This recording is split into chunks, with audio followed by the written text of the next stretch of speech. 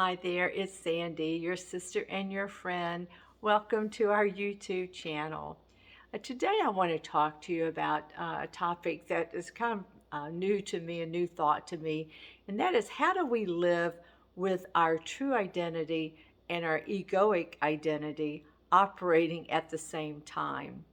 I'm not a psychologist, let me just put that out there so there's no confusion.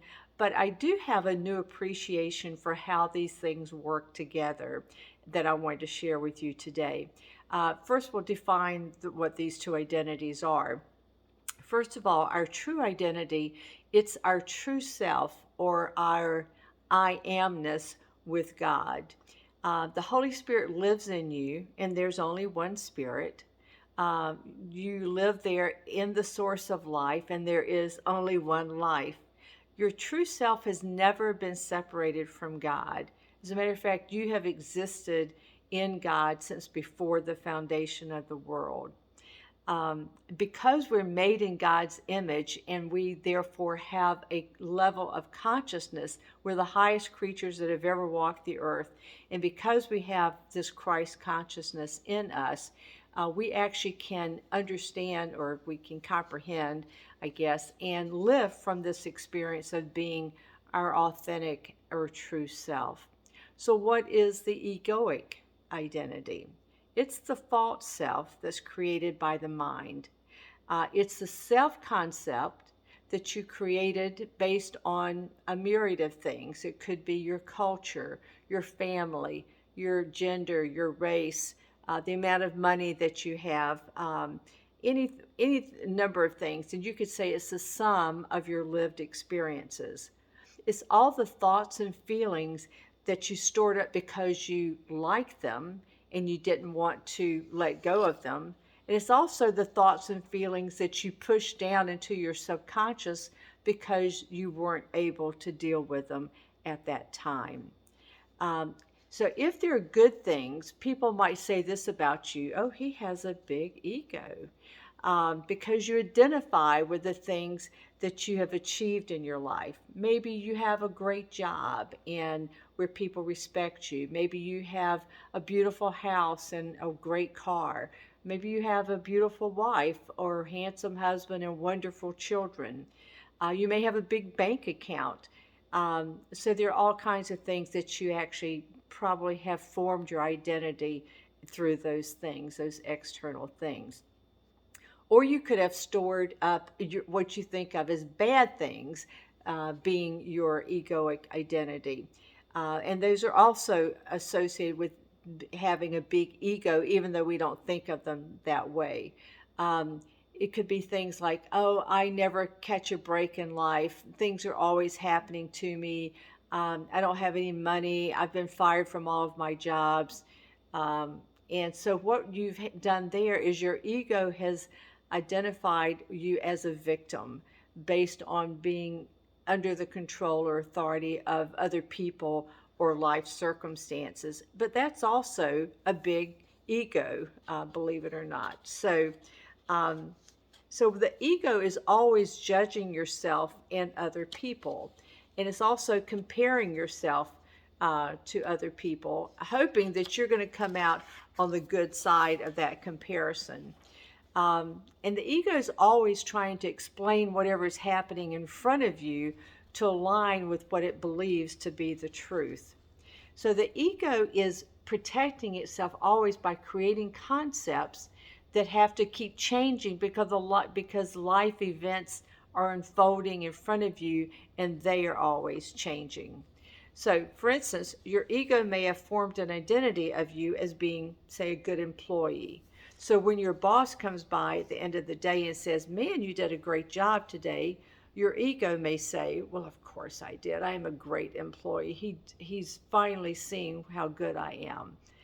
Or if your ego has formed an identity of you as a bad or poor employee and your boss comments and tells you that you've done a good job, your ego may say to you, well, he's just trying to make fun of me or trick me. He knows I was slacking off earlier today. So our ego never stops working to make whatever is happening in front of us to align itself with what we have decided, our ego has decided about who we really are. Now, but the ego can only draw from our past experiences. It uses its interpretations of those experiences to project out into the future what it believes is going to be happening. Then the ego tells you to hide or run away if it's afraid of what's going to happen, or it might tell you to hold on to or go after something that it wants to possess. Or it may tell you to fight with somebody out of anger. The ego is always looking for happiness or trying to avoid pain, but the mind doesn't know how to achieve either of those outcomes. So the ego is never satisfied with what you have in the present moment. Now, as far as I can tell, we were all born in life by creating a false identity for ourselves. Even as toddlers, we realize that we have a body that we call mine, and pretty soon we identify toys and our crib or our bed as mine as well. So we start seeing things as me, my, and mine. And we sense that we're separated from God and from every other thing and every other person in life. As a matter of fact, the more other that we can make things, the better our ego likes it. We start believing that we have all of life's answers, and we feel disconnected from our Creator. And this looking away from God and looking to ourselves is what Christians call sin. And once we fall for the lie that we've been separated from God, we believe that we have to slug out life to make everything happen in our lives for ourselves and by ourselves. And all of life's experience will give us plenty of reasons for us to believe that, unfortunately.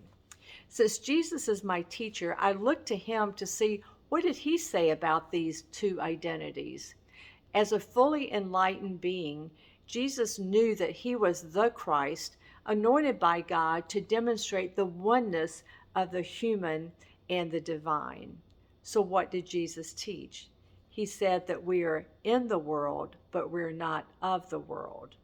We have bodies and we live in this world, and we're born here with a developing ego, but we don't have to identify with the ego's desires and fears. We can choose instead to identify with being the divine source, and that is when we live in a way that we're not of the world.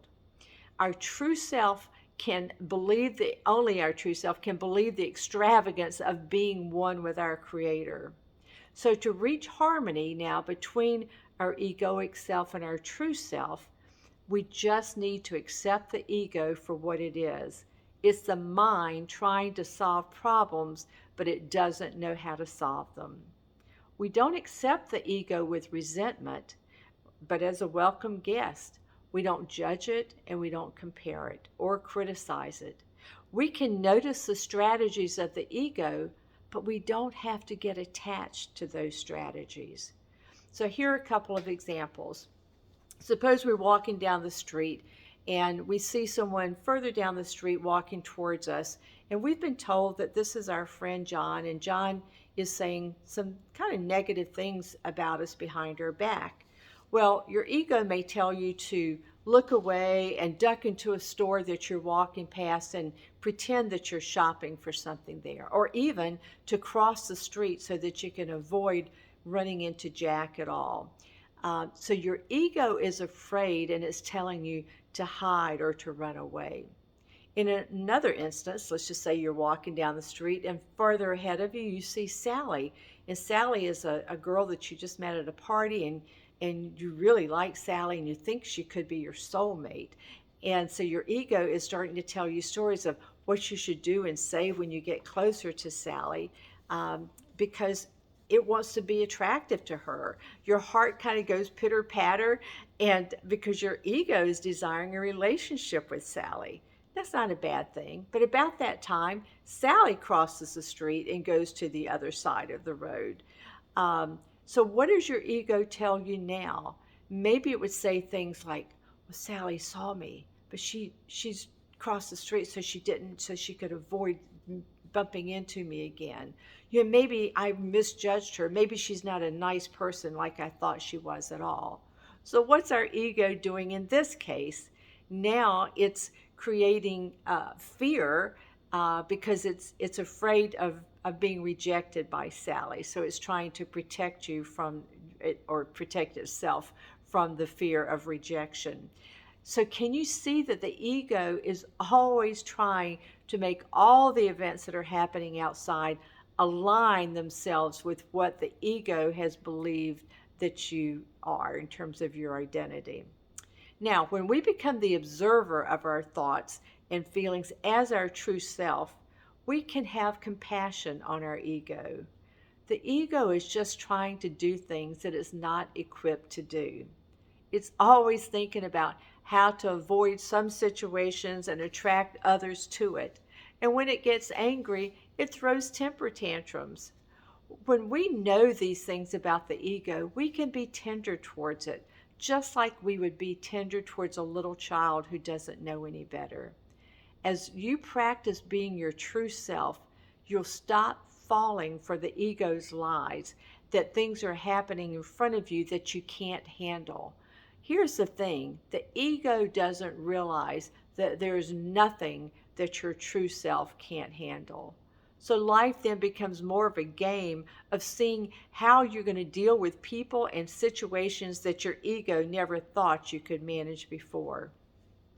Now when you're approaching this guy, Jack, from a distance and you see him coming towards you, instead of trying to run and hide from him, now you can think to yourself, oh, there's Jack. You know what? Somebody told me that he's got some problems with some things I'm doing or saying.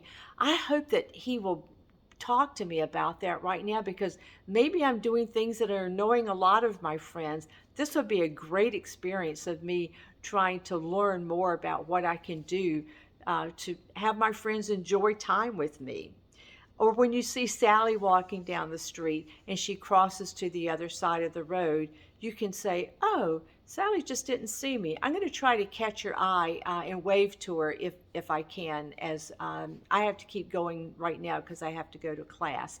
But I'll see if I can catch her and just wave to her.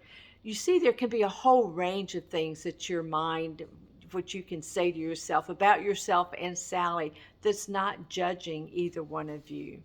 This is actually a whole lifetime of practicing and letting go of your egoic identity. The more you choose to be the witness to your ego, the less it will have impacted your life, the less impact it will have on your life.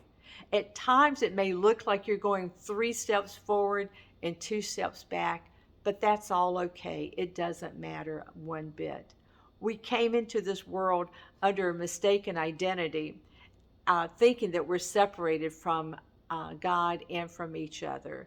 But once we start to really know and live from our true self identity, we can have fun with all of life's experiences. Well, that's it for today. Thank you so much for watching. Just hit the like button and notification if you want to hear of future videos. I love you so much. I love being in God's family with you. Bye-bye.